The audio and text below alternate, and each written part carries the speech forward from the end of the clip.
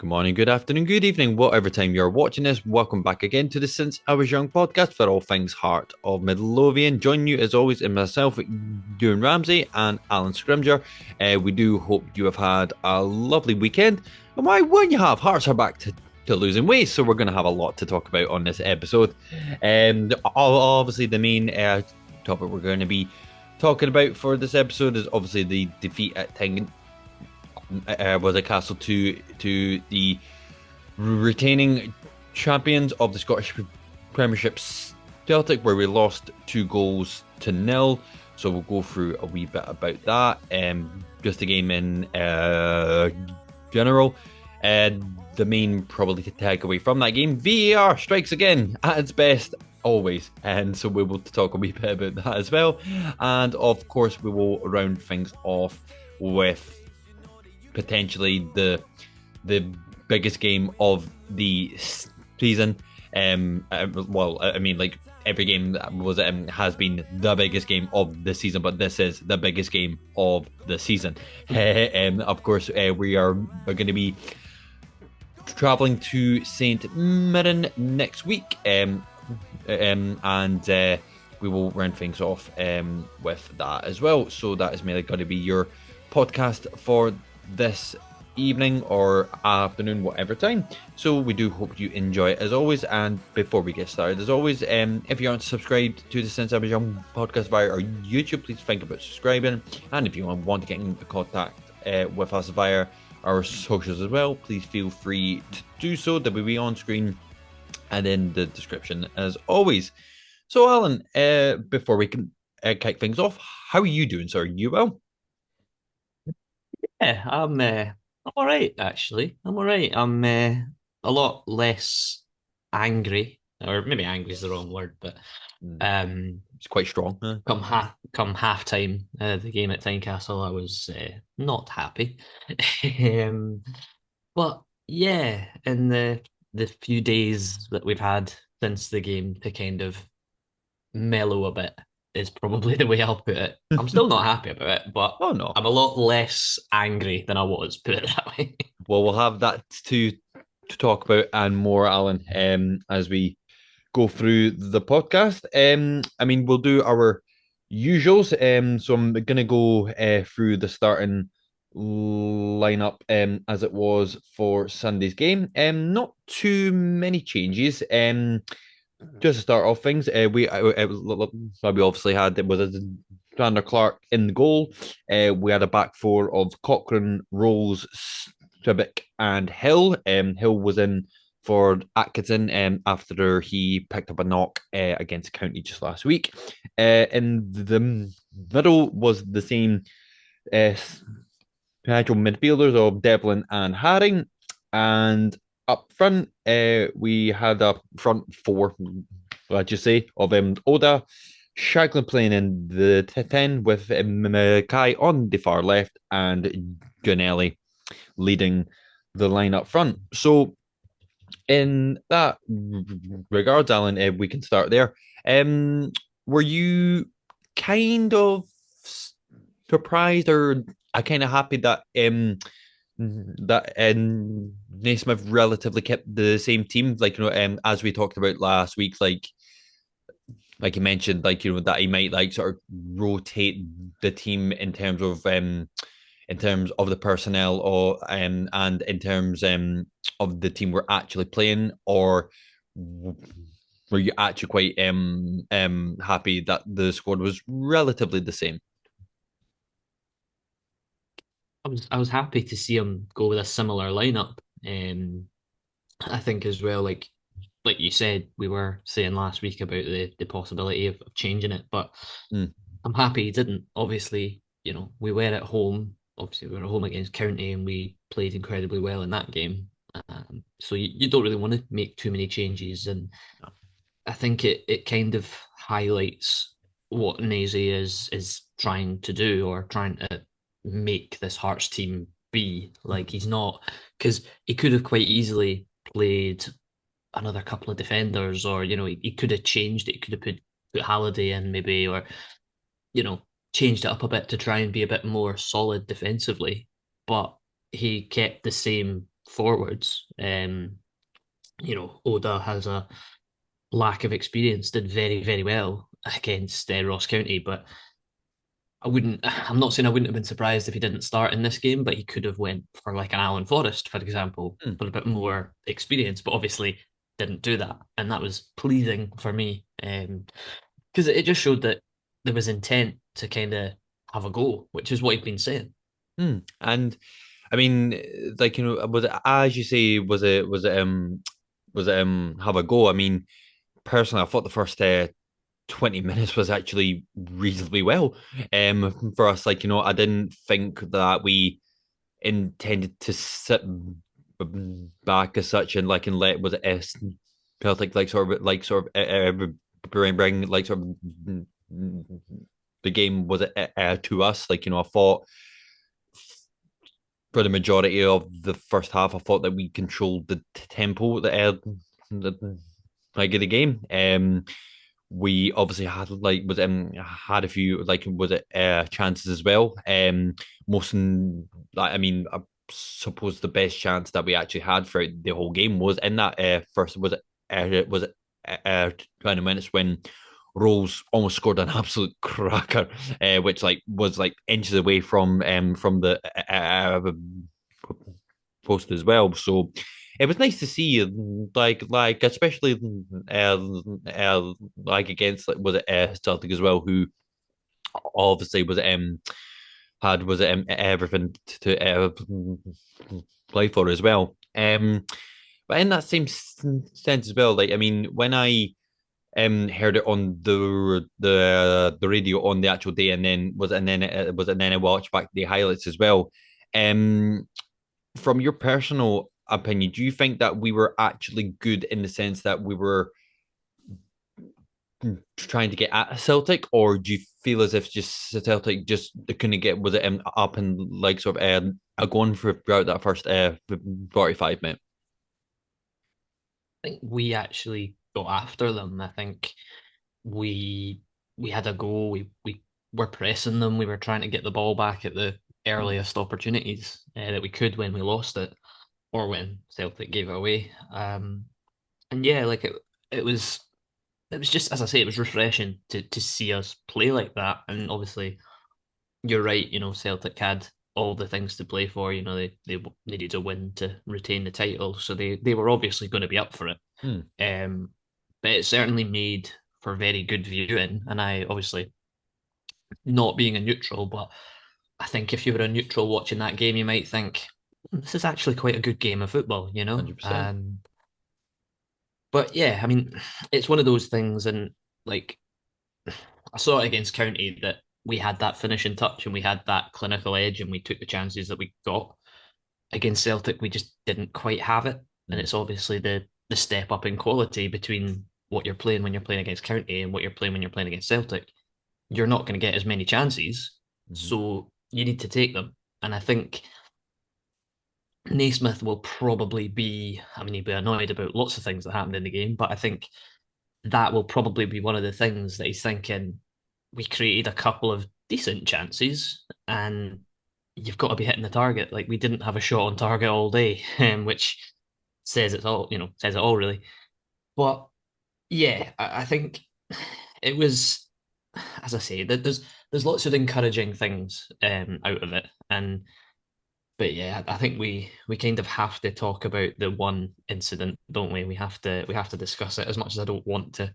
Of course, yes, of course. I mean, as you actually said, like I mean, from a neutral's point of view, if you were watching the actual game, like it was like a very good, was it entertaining? It was a game to actually watch, but that the incident what about to talk about like inevitably was killed it.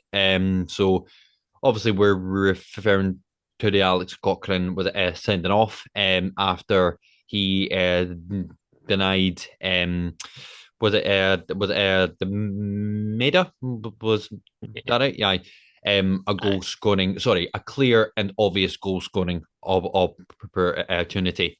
Um, at the actual time, like most people were saying that it wasn't like a red card when it got reviewed by VAR. And obviously, I'm going to ask you the question as well, Alan, because you sent me a news article not too long ago, that Hearts are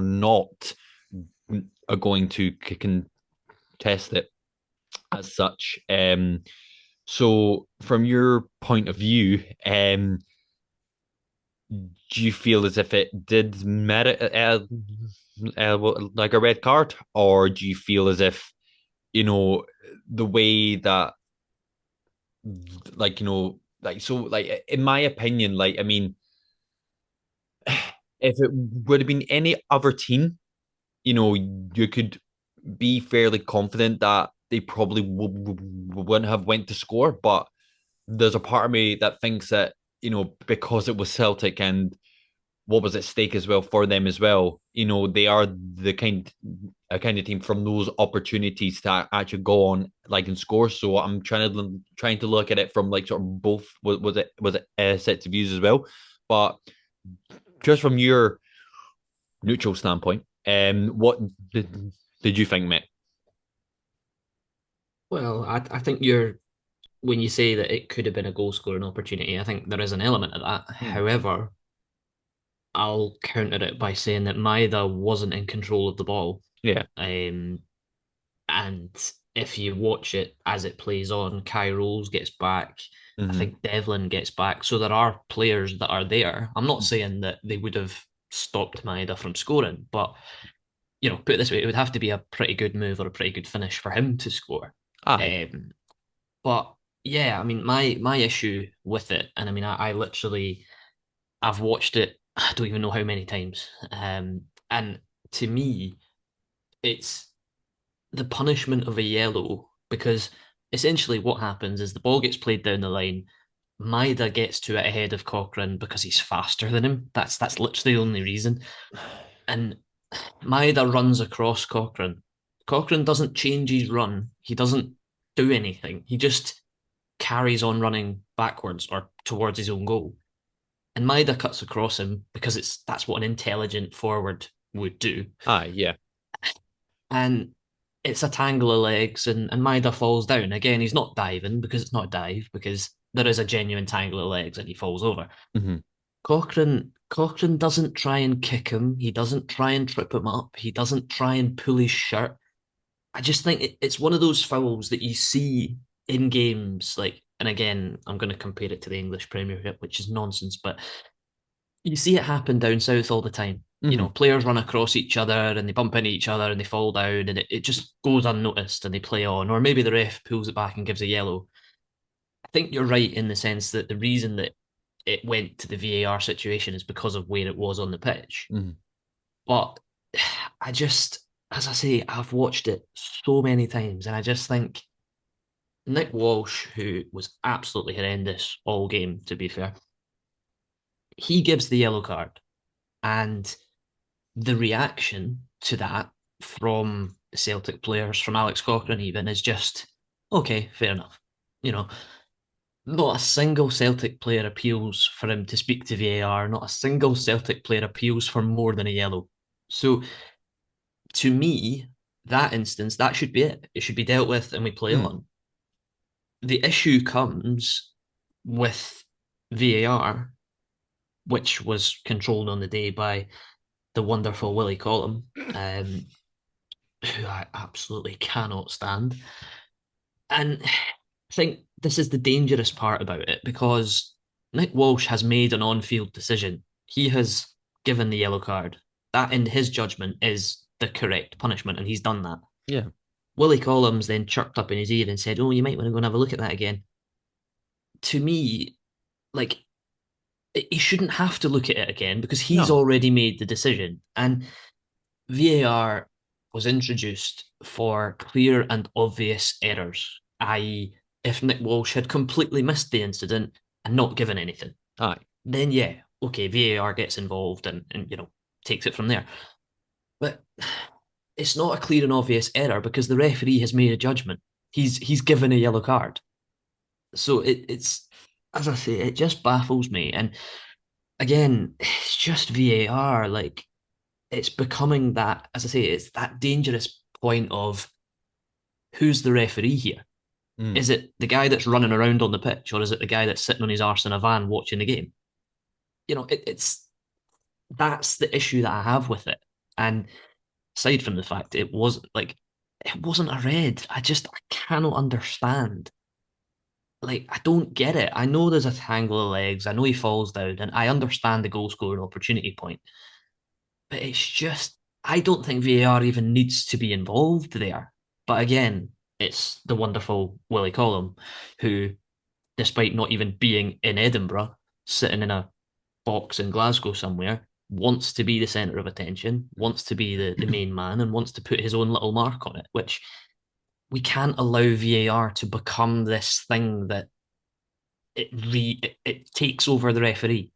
We said that at the start of the season. You can't have that. It needs to be an aid to help a referee, not to overtake them and start refing the game themselves. Mm. So do you think like sort of like was it as a whole throughout that whole incident that you felt that VAR didn't have to intervene because Nick Walsh like had all like sort of already made an on-field decision? Yeah, yeah, absolutely. I don't understand why VAR needed to do anything. Like, there was no appeals for it. There was no acknowledgement that, oh, by the way, you might want to go and check VAR. But the issue again, as soon as Nick Walsh gets the wee word of Willie in his ear, he's going to go across to the monitor. He's going to check the monitor, and as soon as he goes to check the monitor, he's going to give a red card, because every single time a referee goes to check and watch it again, he changes his decision.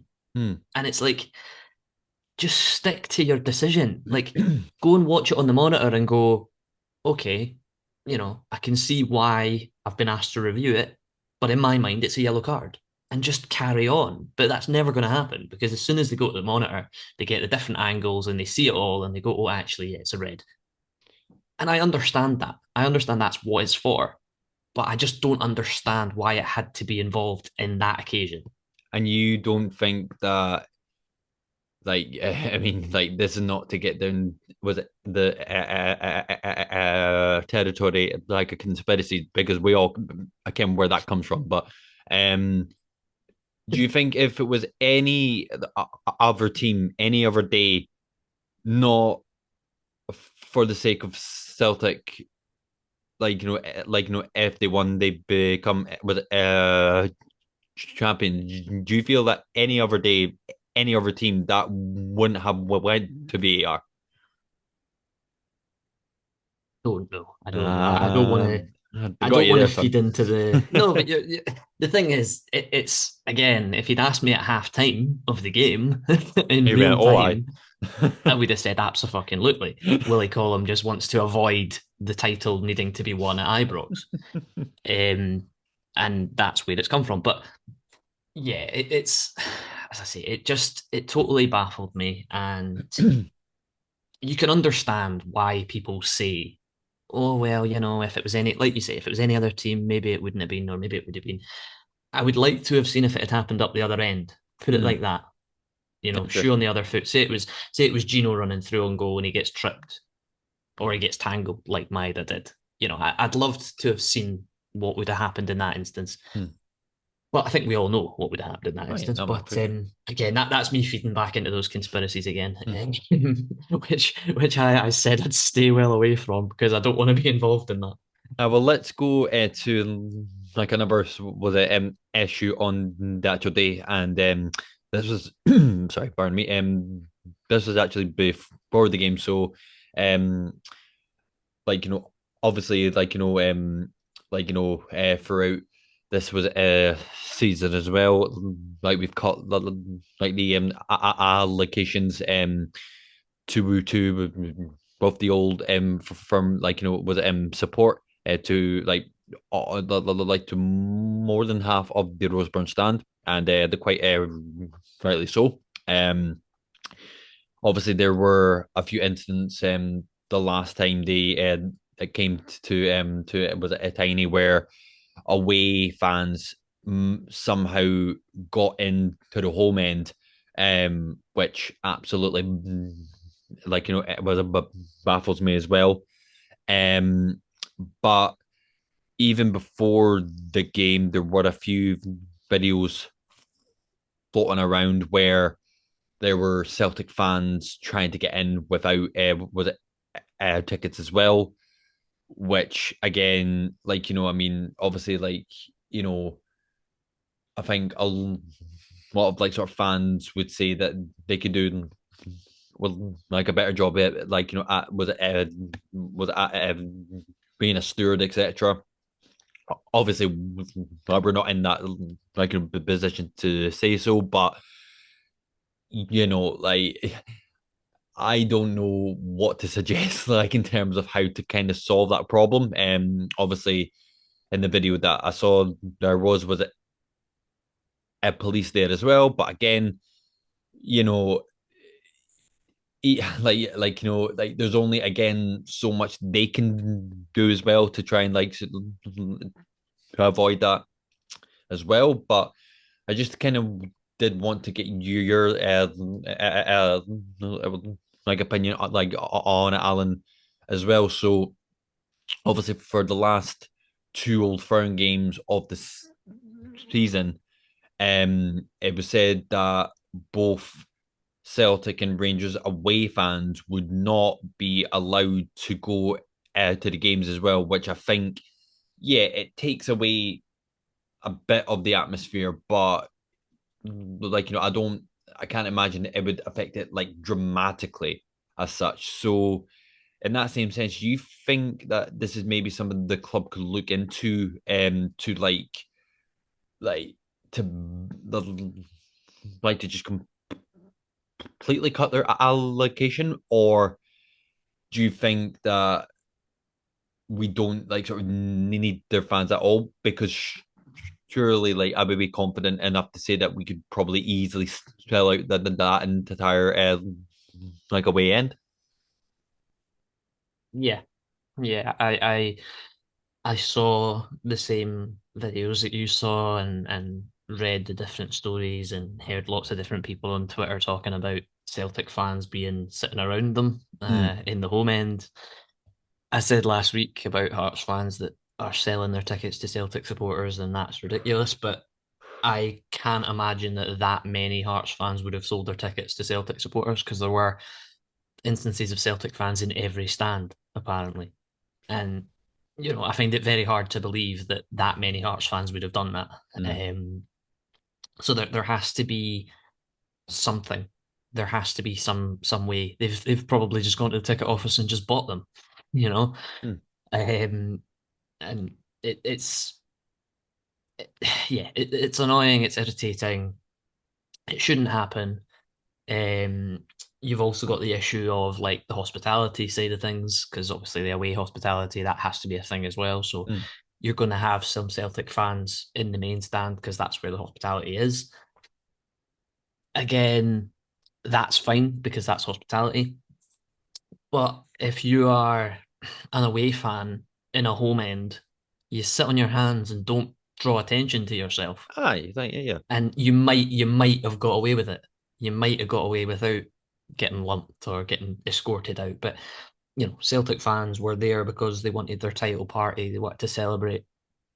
And again, I understand that because if it was, for example, if sorry, pardon me, if we were in the position of Celtic and say we were going to Easter Road to win the title, you would have seen the same thing. Mm, But I think there's lots of things that the club needs to do, and they need to look at it, because it's happening all too often with Celtic in particular. Um, Not just on their title party weekend. It's happened before. Obviously, it was ramped up massively in the fact that they were going to win the league, if they won. But I think, and we said this before the split fixtures came out, that for Celtic, obviously they only needed one win, and you've got a split fixture, the first game of the split. Why was it Tynecastle? Why was that an acceptable game? aye. You know, they should have had, I don't know, St. Mirren away, you know, somewhere where it's not going to be an absolute toxic cesspit. Mm. And that's what it was. That's what it turned into.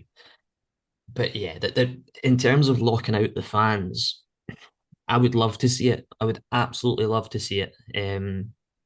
Because I think you're right. I think we would sell it out regardless because we supposedly have we supposedly have 5,000 fans on a waiting list for season tickets. Mm. So, lock them out completely, even just for one game, just to say, right, because of the trouble that happened in the Aye. last one, we're not having you.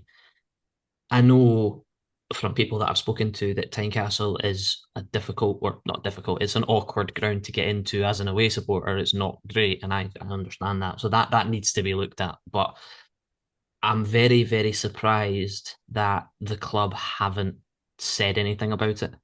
I thought there would have been a statement or something put out there about it. Yeah, I mean, just to kind of go off of, it is a bit awkward to get in, even as a home fan, like with like when you're sitting in the Roseburn, because when I went to the St. Mirren game where we lost was 2-0, you know, me and my it was a it was a family. We were in the Roseburn, and it didn't specifically say how to get in. So, like so basically, what we had to do was we had to go round to the wheat field. We And then go. got told, "Oh no, no, no, you can't go in through this way, but like because it's the Roseburn end, which was from the stewards." Now, that's not to put the onus on them, but if they've not been told right, those home fans can go through there, or go through that way. But like, I mean, because from what I saw of the video, the fans were going through actual with the gates as well, which again, like, Yeah. it's weird as well. So like, you like, you know Yeah. what I mean? Yeah, yeah. I think as well, like we have to remember that a large number of those Celtic fans that were waiting to get in either didn't have a ticket or had a fake one, Mm. and that in itself causes its own issues as well, which you can't do much about that. You can't really do too much about that. It is what it is, and I mean, it's funny you say about going into the Roseburn because we had exactly the same at the county game because I'm not used to going and sitting in the Yeah. Roseburn because I've not sat in there for I don't know how long I've not sat in the Roseburn. I couldn't remember the last time I sat there, and yeah, like it is. It's as I say, I think Celtic are their own. It's one of those things. There needs to be something done. That the club needs to review security. It needs to review ticket sales. It needs to do something because it can't happen again. It can't keep happening. I mean, that game was on Sky Sports. That was a showcase event for Scottish football that weekend because of obviously Celtic's title party, etc. And it's not a good look. It's not a good look. I know, like I said, I would hope and I would have expected the club to have made some sort of statement about it before now, but that might well come because obviously yesterday was the bank holiday, so today kind of is everybody back up and running again. So we might Mm. hear something, but I think there has to be something put out. But yeah, I don't know. I don't know what the answer is. I don't know what the solution is to it, but you're gonna have Celtic fans just trying it. And some of them would have got in, and it did look from the pictures that I've seen, the Roseburn end where they were, there were a lot more fans than seats, put it that way. Mm. Well, I mean, So somehow somebody's got in. if I had it my way, just to be the ultimate of pettiness. Like, I don't know what the architects were thinking when they made that stand, but that one singular row that goes down the right end was it. I give them that. Like, like, are we happy as Larry? An allocation of 20, just to be awkwardly petty. Like, I know what I an allocation of like 50 seats in a straight line. mean, Would be nice. absolutely so. But yeah, Alan, I mean, I'd say was it like that we can get deep into this second half. I mean, the only thing that I like enjoyed from the second half was Naismith. It was was it tripping up, was it draw, but that was the only thing I actually did enjoy. But Yeah, in that same sense, from a Hearts sort of like a perspective, as such, I mean, obviously, was it as we said, like, and when was it? Corcoran got was sent off that like pretty much was it killed did like the actual game itself, and we kind of knew where that result was actually going to. But from your point of view, what was your main was it takeaways as such as well? Because like I mean, I wouldn't say that this is a positive was a takeaway, but when you kind of spin it, it just shows that it was like that he has like sort of like sort of made was it small steps like in small strides to actually make some sort of impact, because obviously like we had to make a change and we had to bring off was Oda in exchange for Kingsley to actually fulfill that left back was a role. So again, like with each game that he actually plays, do you think that we're are going to see a bit more of the player that we know or potentially could be throughout like sort of next was it season? yeah, I hope so. I hope so.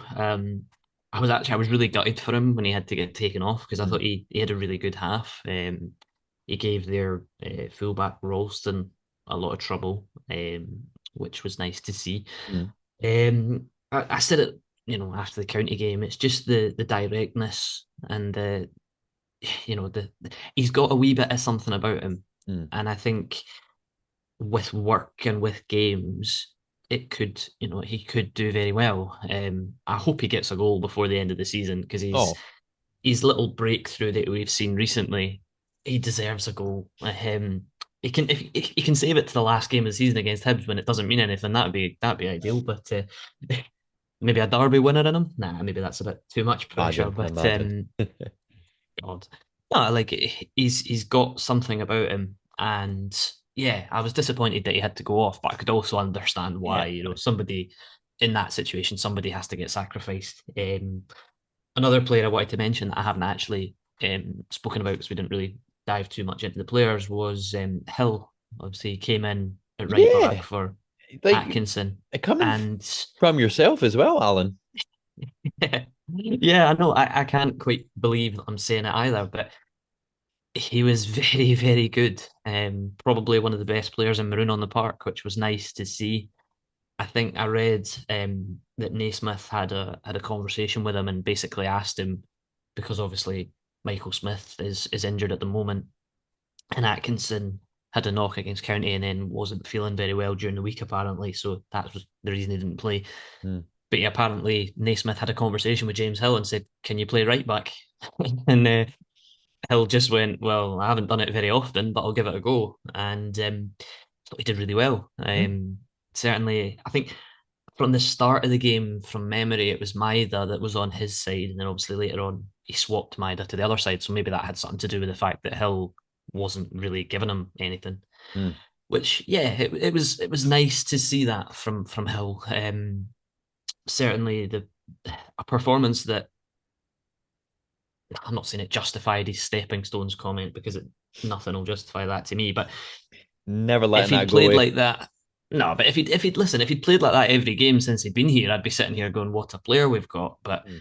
yeah, he saved his best performance of the season for a game against Celtic, which is always nice. Just a pity that we couldn't prevent them from winning, unfortunately. So from that same sense as well, like obviously the two goals that they scored as well. I mean, we could dissect it. We could say all like we could have done better as well, like etc. Obviously, you have to take the sending off into like account as well, but for all as much as we do rant and rave about them, you do have to give them was it credit as well. Like again, I know that there is like factors as well, like in terms of budget and in terms of this and that. But we said at the start as well, like they weren't playing that well. And again, like we've said it when we were like sort of on a streak of wins where even if we didn't play particularly well, and we still I came away with a result, that you have to concede that is this like the signs of was it champions as well. And I think throughout the whole season, like that they do deserve it. But like so you've got to give was it credit where credit's due, and that's probably the only nice thing I'll say about was Celtic for the next 10 years.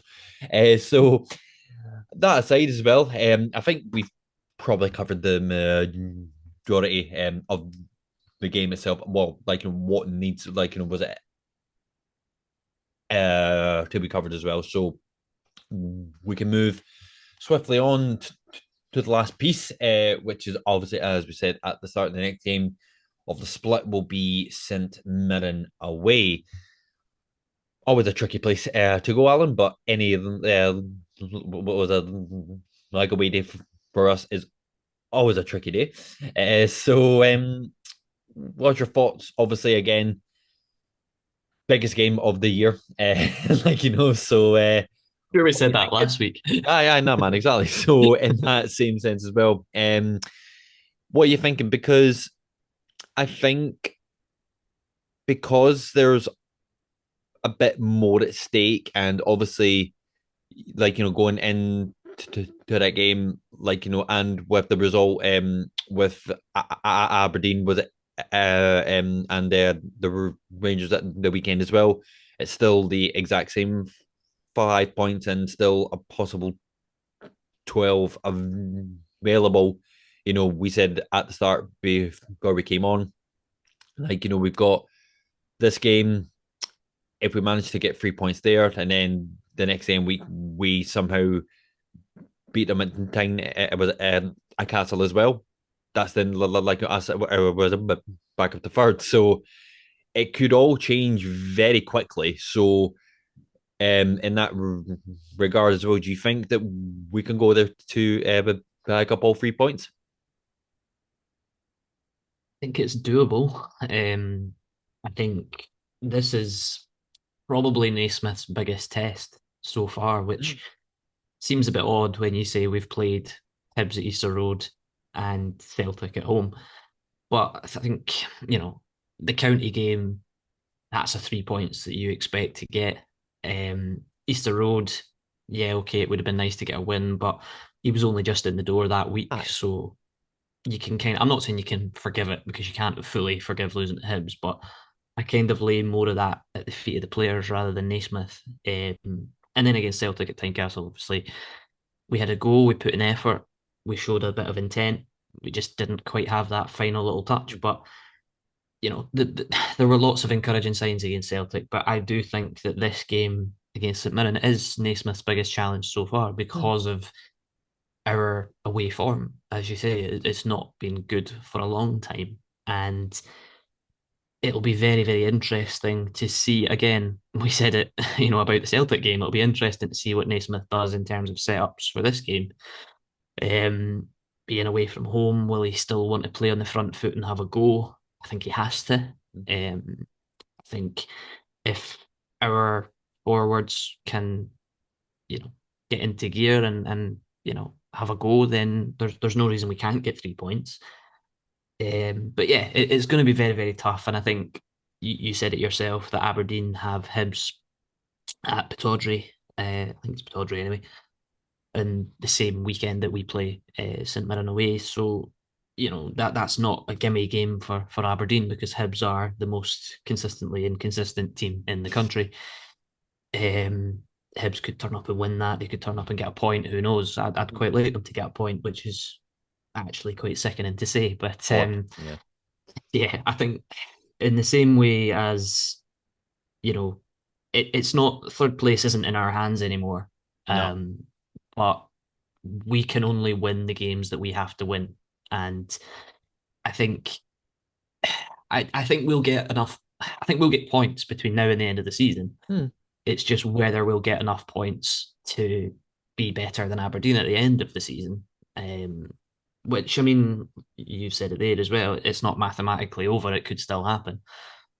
But going back to the St Mirren game, it'll be a difficult one. They're an organised side. They work hard when they don't have the ball. They work hard when they've got the ball as well.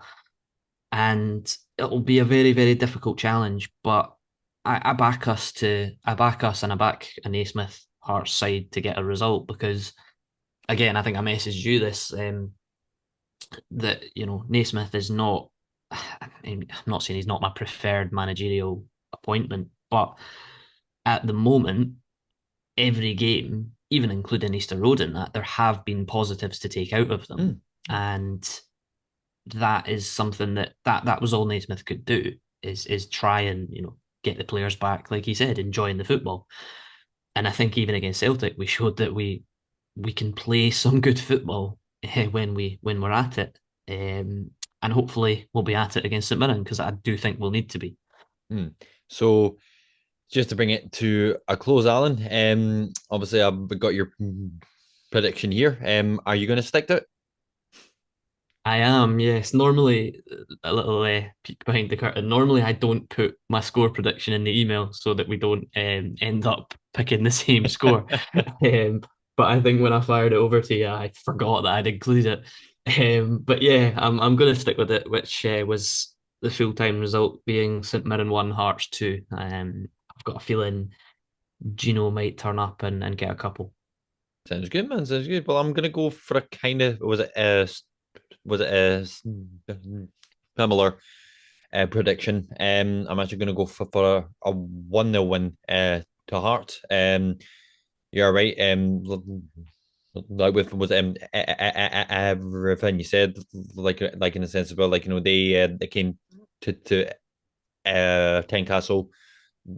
I got a result. Granted, we were absolutely dog meat, but at the same time as well, you have to give them credit as well. Scott Robinson has done a decent job. Like since he came in, was it got them stable as well. So I don't expect it to be easy for us. So if we start off the game well, and if we even start it off in the same way as we did against Celtic, then I don't see it like was it any like it was a reason why we can't go into was it come away with all 3 points. It was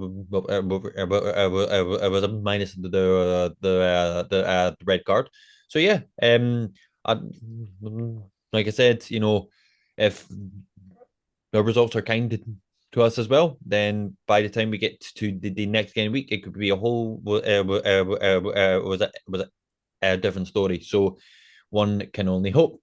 And that brings us to the end of the 80th episode, Alan. 80 episodes of honestly, absolutely couldn't write it. But yeah, so on that very same note, thank you very much to everyone for watching as well. We do hope you enjoyed it.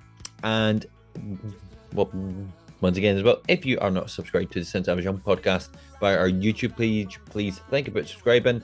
And if you want to get in contact with us via our Twitter page and all the other socials we are on, please feel free to do so. And with the fans traveling up to St. Mirren as well at the weekend, we do hope you have a good one. So from myself and Alan, you all take care and bye for now.